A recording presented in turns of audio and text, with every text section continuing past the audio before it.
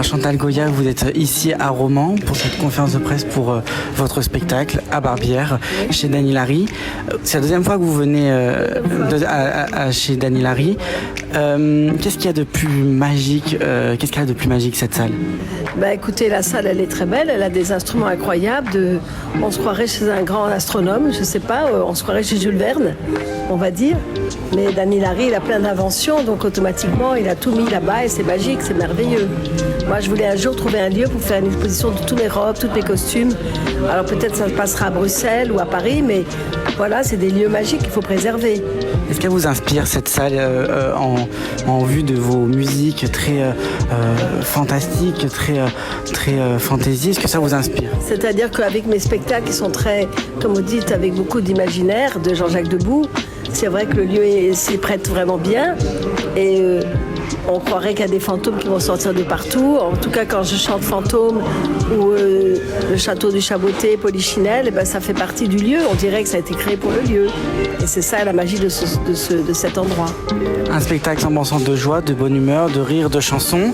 Pour les personnes qui ne sont jamais venues vous voir en spectacle, il parle de quoi ce spectacle? La Route Enchantée, c'est un peu le rendez-vous de tous mes succès, de tous mes succès que m'a écrit Jean-Jacques Debout. Je me suis rendu compte que quand je fais des grands spectacles avec des histoires, ben, il me demande où est Pinocchio, où est Polichinelle, ben, ça ne fait pas partie du même spectacle. Et là, j'ai mis en deux actes. Alors, premier acte, la forêt de Brocéliande, on retrouve tous les personnages de la forêt.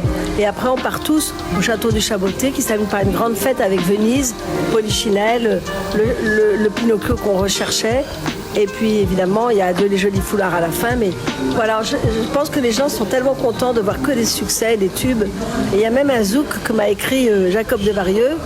Et je l'ai mis parce que c'est une chanson très interactive avec le public.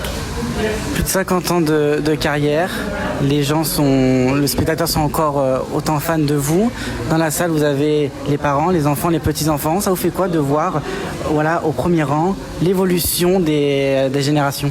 Ben, ça me fait drôle parce que j'avais pas pensé un jour que ça pourrait exister et qu'effectivement 4 générations sont là. Ça veut dire que mon public est resté fidèle et moi je suis restée très fidèle auprès de lui parce que je sais que ce qu'il me demande, j'essaye de le faire de mon mieux et de leur faire plaisir. Et surtout aujourd'hui, on a besoin de rêver, c'est très important.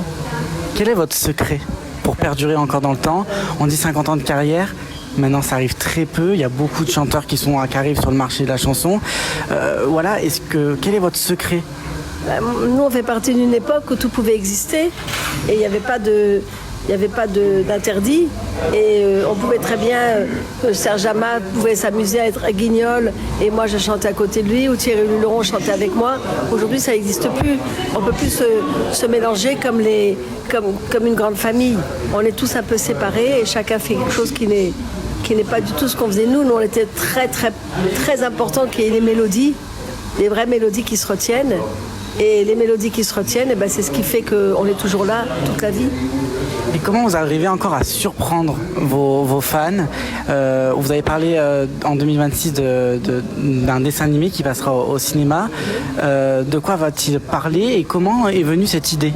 Ben moi, il y avait longtemps, je me disais, tous mes spectacles, on dirait des dessins animés, parce que en voyant les photos, la vidéo, je me disais, c'est comme un grand film, et pourquoi ne pas faire un dessin animé avec les moyens d'aujourd'hui? Donc j'ai évidemment une grande boîte de dessins animés qui s'appelle Mangouste Animation, et qui m'ont contacté. Et lui, avant, ces personnes, si vous voulez, étaient complètement dedans, et j'ai compris qu'ils avaient... Leur rêve, c'était de faire un de mes spectacles. Alors j'ai tout de suite dit, vous devriez commencer par le mystérieux voyage de Marie-Rose, qui était mon plus beau spectacle, où il y a l'arbre qui parle. Donc cet arbre qui va parler en dessin animé va être complètement plausible. Le dragon bleu qui faisait au Palais des Congrès 10 mètres de haut en dessin animé, ça va être plausible. On allait sous la mer, on trouvait une petite sirène. Tout ça, c'est complètement dans l'air du temps. Et c'est Jean-Jacques Debout qui l'a créé en 84, mais aujourd'hui, c'est complètement dans l'air du temps. Donc en plus, avec tous les beaux dessins qu'on m'a demandé, que ce soit bien soft, un peu comme les anciens Disney. Moi, je veux pas de manga, je veux pas de choses qui sont violentes. Alors je pense que ça va plaire, très doux, surtout qui correspondra aux musiques symphoniques qu'il a écrites. Voilà, et puis ce mystérieux voyage, c'est un peu l'histoire de notre vie à tous. On fera tous un mystérieux voyage. Qu'est-ce qu'on peut vous souhaiter? Est-ce qu'on peut vous souhaiter encore qu'est-ce qu'on peut vous souhaiter encore? Moi, je pense qu'il faut me souhaiter une bonne santé. C'est déjà pas mal. C'est déjà le plus important, parce que si un jour j'ai un problème, vous verrez plus Marie-Rose, ça sera trop triste. Mais pour l'instant, j'ai la chance d'avoir cette santé de fer que j'ai en moi et d'être tellement positive comme je le suis, ça m'aide aussi beaucoup. Pour finir cette interview, le petit mot de la fin, qu'est-ce que vous pourriez dire dans cette petite interview? Je pense que ce qui me ferait plaisir, c'est de remercier tous les parents et les grands-parents qui ont appris mes chansons aux enfants. Parce que pour moi, le lien le plus fort, c'est eux. C'est eux qui... C'est pas avant, on avait des médias, on pouvait passer à la radio facilement ou à la télé. Aujourd'hui, il n'y a plus tout ça, il n'y a plus d'émissions de variété.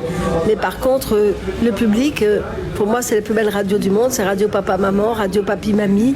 Voilà, c'est eux qui continuent et qui me permettent d'exister aujourd'hui.